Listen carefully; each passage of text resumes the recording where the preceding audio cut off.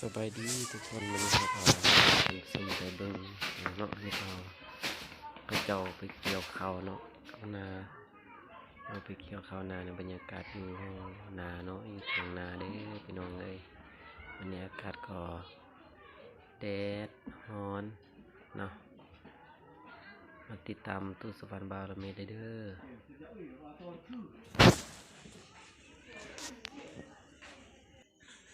นี่ผักกินข้าวสวยเนาะเป็น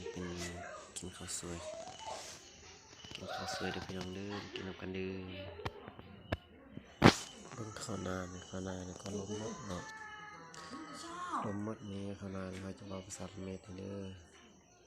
วักเนื้อนี่เบิ่งเมื่อกี้ว่าเนื้อแล้วก็เนื้อโอ้เนื้อไก่เนื้อปลานี่ผัก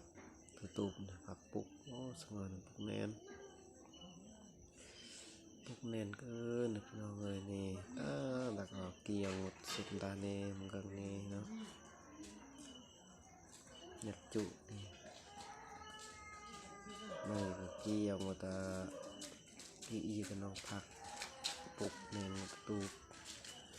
เนี่ยเมื่อวางก็สวยเลยมันจะก่อเนาะเมืองได้เข้ามาก็กดไลค์กดแชร์